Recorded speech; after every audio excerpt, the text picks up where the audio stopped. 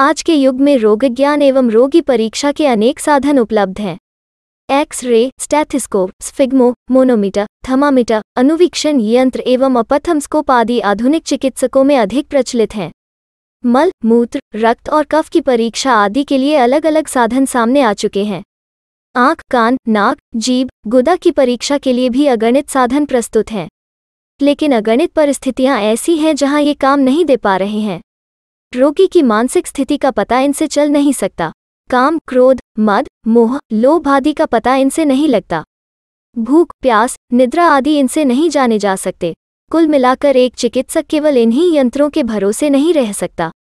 यदि वो रोगी की पूरी व्याधि का सच्चा जिज्ञासु है तो सही निदान करने में बहुत बड़ी कठिनाई होती रहती है। ठीक इनके विपरीत नाड़ी परीक्षा, इसके द्वारा रोग निदान करने के लिए पैसे की आवश्यकता नहीं, कोई झंझट और परेशानी भी नहीं, अनेक यंत्रों के ज्ञान की आवश्यकता नहीं, केवल वैद्य और रोगी इसके उपादान हैं। यदि सर्वप्रधान यंत्र हाथ ठीक है, उसमें स्पर्श ज्ञान है और वैद्य का विवेक सत्य है तो रोगी का निदान बड़ी सरलता से अल्प समय में हो जाएगा। नाड़ी ज्ञान का अभ्यास कैसे करें? आप सुबह उठते हैं, मल त्यागने की इच्छा होती है, जरा सा धैर्य धारण कर अपनी ही नाड़ी की परीक्षा कर लीजिए। तब मल त्यागिए, उसके बाद हाथ मुंह धोकर स्नान कर लीजिए। फिर अपनी नाड़ी देखिए। मलत्याग के पहले की नाड़ी और इस नाड़ी में अंतर मालूम होगा। पहले नाड़ी मल से भरी हुई कुछ भारी चल रही थी, अब वो कुछ हल्की चल रही है, जैसे उस पर से किसी प्रकार का भार हट गया हो। लेकिन सुबह कफ की वृद्धि का समय है, अतः नाड़ी की गति मंद और सरल होगी, उसमें चंचलता या अधिक उछाल प्रतीत नहीं होगा। इस प्रकार आप नाड़ी में कफ की गति पहचानेंगे। दिन के 11 या 12 बजे हैं, आपको खूब भूख लगी है, जरा सा धैर्य रख कर अपनी नाड़ी देखिए, वो निर्जीव सी चपल चल रही हैं। अब भर पेट भोजन कर लीजिए, फिर अपनी नाड़ी देखिए। नाड़ी स्थिर हो गई, जैसे उसे कुछ भरा हुआ बह रहा हो। साथ ही भोजन करते ही कफ की वृद्धि होने से नाड़ी की गति भी धीमी ही रहेगी। इस समय आपको आलस्य आदि कफदोष की वृद्धि के लक्षण भी प्रतीत होंगे। भोजन के 1 घंटा बाद देखिए, मध्याह्न का समय है, भोजन पच रहा है, यह पित्त वृद्धि का समय है। इस समय नाड़ी में उछाल अधिक होगा, जैसे वो कूदती हुई चल रही हैं। इस प्रकार आप पित्त की नाड़ी की गति पहचानेंगे। इस समय पित्त दोष की वृद्धि के लक्षण, प्यास व गर्मी आदि भी आपको प्रतीत होंगे। शाम को वायु प्रकोप का समय है, नाड़ी अपेक्षाकृत कुछ चंचल और टेढ़ी चलेगी, उसमें प्रातःकालीन सरलता और मंदता नहीं रहेगी। इस समय आपको थकावट का भी अनुभव होगा, यह वायु का लक्षण है। इस प्रकार आप नाड़ी में वायु की गति जानेंगे। अब आप दोषों की गति पहचानने का रहस्य जान चुके। इसके अतिरिक्त आप अपने परिजनों, परिवार में मित्रों की नाड़ी देखिए, आप नाड़ी पहचानने लगेंगे। नाड़ी देखते समय रोगी को ऐसा रहना चाहिए जिससे उसके रोग का ठीक ठीक पता वैद्य को चल सके।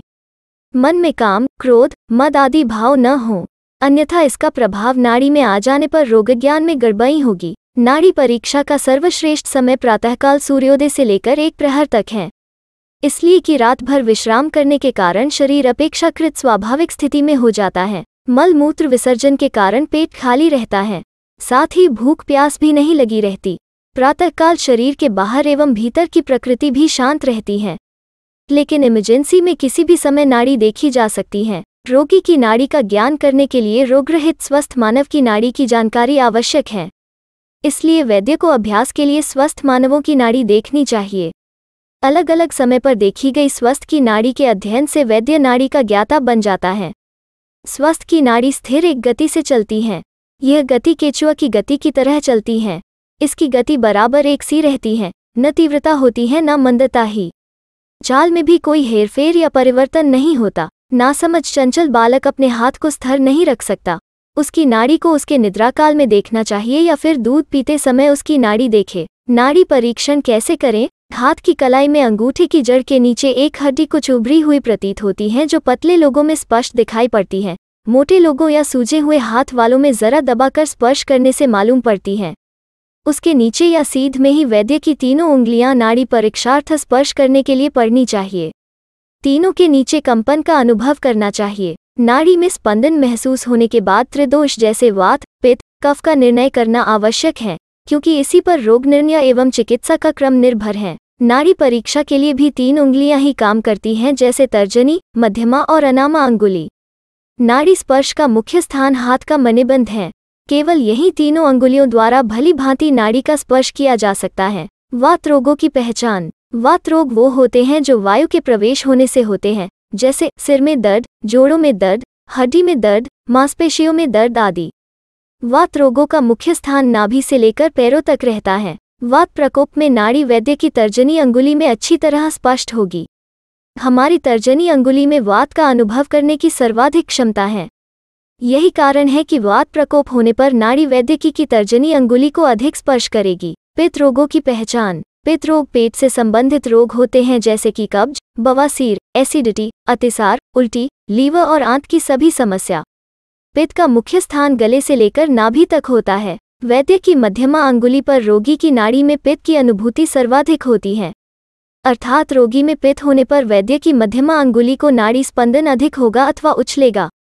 मध्यमा अंगुली से तिलक लगाने से आयु बढ़ती है।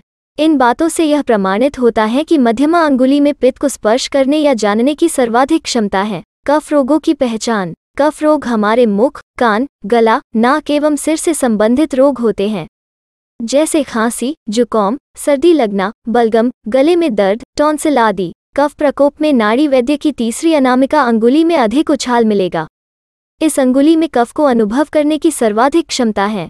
इसी अंगुली से संस्कारों में जल छिड़कते हैं। सभी अंगुलियों की अपेक्षा इसमें स्फूर्ति या गति कम है। ये आलसी बहुत हैं। इस प्रकार नाड़ी में प्रत्येक दोष की अभिव्यक्ति के लिए अलग अलग अंगुली निर्धारित की गई हैं, जिस अंगुली के नीचे नाड़ी का स्पंदन अधिक। ऐसे ही जानकारी प्राप्त करने के लिए गूगल प्ले स्टोर से डाउनलोड करें श्री राजीव दीक्षित जी के ज्ञान पर आधारित भारतीय संस्कृति ऐप। इस ऐप पर मिलेगा आपको बहुत कुछ। धन्यवाद।